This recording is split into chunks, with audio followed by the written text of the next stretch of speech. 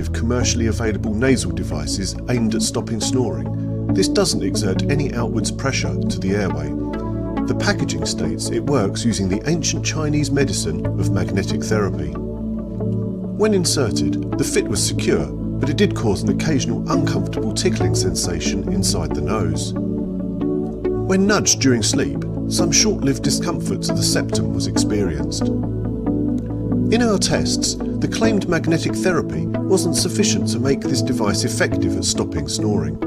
If anything, it felt like it restricted airflow slightly, and unfortunately, mouth breathing became preferable.